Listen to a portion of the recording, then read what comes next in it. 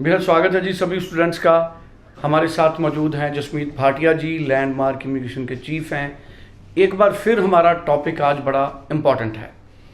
Canada में इस वक्त सबसे ज़्यादा डिमांड उन कोर्सेज़ की है जिनके साथ आपको पीआर का रास्ता खुला मिलेगा, वरना बहुत सारे ऐसे कोर्सेज़ हैं जो आपको पीआर नहीं दिलवा पाएंगे आज के वक्त में। तो कनाडा जाने से पहले जो स्टूडेंट्स कनाडा जाना चाहते हैं, ये तय कर लीजिए कि आपको वही कोर्सेज चूज़ करना है जिससे आपको पीआर मिल सके।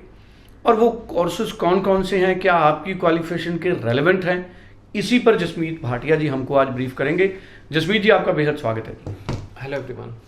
जसमीत जी, कैसे कैसे कोर्सेज हैं, क्या हमारे जो कॉमन मैक्सिमम मेजॉरिटी स्टूडेंट्स हैं उनके प्रोफाइल्स रेलेवेंट बनेंगे? कोर्सेज ज़रूर बताएं। देखो सुरेंद्र जी, मैं एक चीज़ बताता हूँ कि जब जैसे जैसे ये इंडस्ट्री इवॉल्व हुई पिछले 10 साल में, तो जो ऑब्जेक्टिव था बच्चे का वो चेंज होता गया। पहले शुरू में जब स्टूडेंट जा रहा था कनाडा या किसी भी कंट्री जा रहा था ना, उसका ऑब्जेक्टिव था पढ़ाई। तो रिजल्ट तो पीआर में आना ही था, क्योंकि एक फोकस से जा रहा था कि मेरा ऑब्जेक्टिव है स्टडी। तो जब ऑब्जेक्टिव स्टडी होगा तो रिजल्ट होगा पीआर, सेटलमेंट, अच्छे पैसे, अच्छा घर, अच्छी सब कुछ, सब बढ़िया सेट।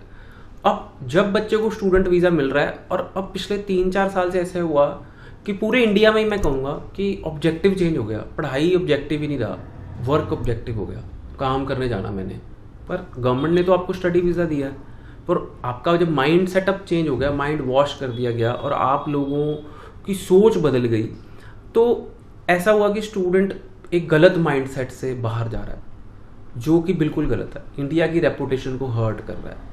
मैं कहूँगा स्पेशली नॉर्थ इंडियन स्टूडेंट्स, तो कल को ऐसा हो सकता है कोई भी कंट्री, आज की डेट में कनाडा फिर भी एक्सेप्ट कर रहा है, कोई भी कंट्री कहेगा कि नॉर्थ इंडियन स्टूडेंट मत भेजो क्योंकि ये पढ़ने नहीं आते। ऑस्ट्रेलिया तो सरेआम कह ही रहा है क्योंकि हम पढ़ने नहीं जाते, हमारा ऑब्जेक्टिव सेम नहीं है। स्टूडेंट्स, जब हमारा एक ऑब्जेक्टिव क्लियर होगा तो रिजल्ट बहुत बढ़िया आएगा। पहली बात तो हम ऑब्जेक्टिव स्टडी करें। उसके बाद क्या था, पहले बच्चा आता था वो कहता था मुझे पढ़ना है, मुझे कोर्स अच्छा दो। अभी बच्चा दोबारा से ये चीज़ पूछने लग गया है।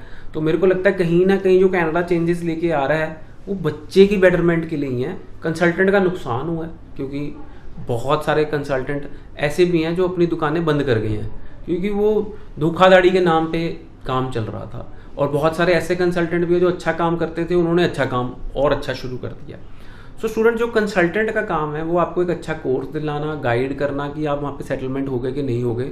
मैं पिछले इतने सालों से इस इंडस्ट्री में हूँ, मेरे को भी एक नया कोर्स पता लगा, टर्फ मैनेजमेंट। टर्फ मैनेजमेंट क्या होता है कि जो आपकी ग्रास होती है नॉर्मली गोल्फ कोर्सेज में, कनाडा में 5000 से भी ज़्यादा गोल्फ कोर्सेज हैं, बट उसकी टर्फ मैनेज करना, उसका फ्लोर मैनेज करना, तो वहाँ पे आर्टिफिशियल ग्रास या नेचुरल ग्रास जो फिट इन होती है, उसकी इतनी जॉब है कि हर गोल्फ कोर्स को 4 से 5 मैनेजर चाहिए टर्फ मैनेज करने के लिए। मैनेजर, हाँ, जो टर्फ मैनेज करें। बट ये मुझे इस टूर में कनाडा के पता लगा कि इसका भी एक कोर्स है, और इसकी शॉर्टेज इतनी ज़्यादा है क्योंकि कनाडा में सबसे ज़्यादा गोल्फ कोर्सेज हैं दुनिया के, और सबसे ज़्यादा गोल्फ कनाडा में ही खेली जाती है। स्टूडेंट्स, ये एक नया कोर्स मुझे पता लगा, बच्चों को कैसे पता लगेगा। और जब ये ट्रेंड चेंज होता गया, जब ऑब्जेक्टिव चेंज होता गया, तो स्टूडेंट कोविड के बाद जब काउंसलर के पास आता था तो काउंसलर भी अपना काम भूलती गई। बच्चा आता था, बच्चा कहता था मुझे जनरल आर्ट साइंसेस दे दीजिए, सबसे आसान कोर्सेज है, मुझे जनरल बिजनेस दे दीजिए, सबसे आसान कोर्सेज है, ये कॉलेज दे दिए, ये लोकेशन दे दिए, मुझे कोई पीआर से फ़र्क नहीं पड़ता, मैंने तो काम करना है वहाँ जाके। माइंड सेट चेंज हो गया, और काउंसलर भी भूल गई कि इसको मैंने एक अच्छा कोर्स देना था, एक अच्छा करियर पॉइंट ऑफ व्यू से गाइड करना था। तो ये सब चेंजेस आते गए इंडस्ट्री के साथ। अभी फिर दोबारा हम स्क्वायर वन पे हैं, और स्क्वायर वन से अगर बात करें तो हमें दोबारा से किसी भी कंट्री में, ये कनाडा की बात नहीं कर रहा, अगर आप ऑस्ट्रेलिया जा रहे हो, यूके जा रहे हो, जर्मनी जा रहे हो, आप एक कोर्स अच्छा लेके जाएं ताकि आपको वहाँ पे जॉब मिले और सेटलमेंट अपॉर्चुनिटीज़ हो। अगर आप कोर्स अच्छा नहीं लेके जाएंगे तो सेटलमेंट अपॉर्चुनिटीज़ नहीं होंगी। अगर आप पढ़ाई पे ध्यान नहीं देंगे तो पीआर नहीं मिलेगी, और अगर आप सिर्फ वर्क करते रहेंगे तो कहीं ना कहीं आपको मुश्किलों का सामना करना पड़ेगा। अभी आपको मैं एक चीज़ बताना चाहूँगा कि कनाडा में इस टाइम पे कम से कम नहीं तो 1 लाख बच्चा ऐसा होगा जो विड्रॉ हो चुका है कॉलेजेस से, जो फेल हो चुका है कॉलेजेस से, जो इधर उधर धक्के खा रहा है LMIA में या कुछ और वर्क परमिट कन्वर्जन में, पर अल्टीमेटली वो लॉयर्स को, इमिग्रेशन लॉयर्स को पैसे देता रहा है, which is a wrong way. जो आपने पैसा कमाया वो यहाँ खर्च कर दिया, उसका क्या फ़ायदा हुआ? और जो स्ट्रेस बढ़ गया कि अब मैं इलीगल हो गया हूँ, मेरा स्टेटस सही नहीं रहा, वो अलग है। सो स्टूडेंट्स, एक फोकस माइंड से चलें, ऑब्जेक्टिव क्लियर करें। 2 साल की पढ़ाई है, अभी भी कनाडा में 2 साल की पढ़ाई है, वेयर एज अदर कंट्रीज में सब में बैचलर डिग्री करनी पड़ती है।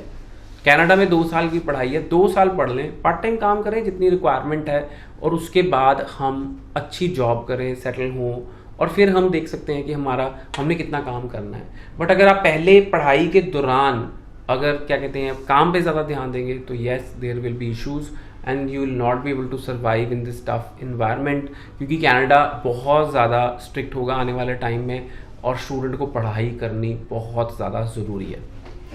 अगर लिस्ट, जैसे आपने टर्फ मैनेजमेंट कोर्स बताया, कोई लिस्ट अगर आप बता सके और कौन कौन से डिमांड में? पे देखो सुरेंद्र जी, देखो जितने डिमांड के कोर्सेज हैं वो सारे technical courses, trades courses, health courses, कुछ भी कर लें हेल्थ से related, early childhood, social service worker, personal development, एक डेवलपमेंट सर्विस वर्कर प्रोग्राम है, हेल्थ से रिलेटेड कुछ भी कर लें, जॉब ही जॉब है।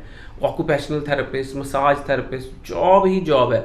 और अगर हम बात करें कि टेक्निकल साइड में कोई भी कोर्स कर रहे हैं, कोई भी टेक्नीशियन का कोर्स कर लें, बहुत जॉब्स हैं, क्योंकि कोई भी वेल्डिंग टेक्नीशियन नहीं बनना चाहता। हर कोई चाहता है कि, हर पेरेंट भी चाहता है कि मेरा बच्चा वेल्डिंग टेक्नीशियन घूम रहा है, मेरा बच्चा तो वाइट कॉलर जॉब करे। आपको एक चीज़ समझने की ज़रूरत है कि वेल्डिंग टेक्नीशियन की जॉब जल्दी मिलेगी, ज़्यादा पैसे मिलेंगे। जो वाइट कॉलर जॉब है उसमें कम पैसे मिलेंगे और जॉब भी नहीं मिलेगी। सो ये समझने की हमें ज़रूरत है। Welding technician, plumbing technician, heating ventilation technician, air conditioning technician, ये जॉब्स, बहुत जॉब्स हैं, इतनी जॉब्स हैं आप सोच भी नहीं सकते। और सेकेंडली PR भी है, अगर जॉब मिल गई तो PR है।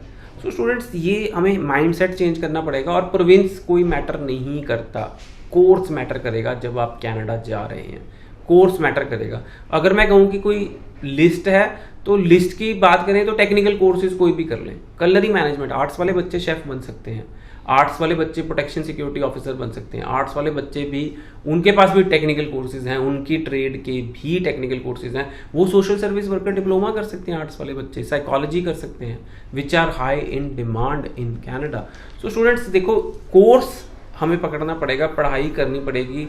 अगर हम ये सोच के जा रहे हैं कि पढ़ाई नहीं करनी है तो कहीं ना कहीं हमारा जो ऑब्जेक्टिव है वो सही नहीं है। चलिए, थैंक यू सो मच। बड़ी इंपॉर्टेंट इन्फॉर्मेशन हमको जसमीत जी ने दी है। सितंबर इनटेक और जनवरी 25 के लिए आप 904139 904112 इस नंबर पर आप बात करें और ज़्यादा जानकारी जसमीत जी से ले सकते हैं। Thank you so much. Thank you so much.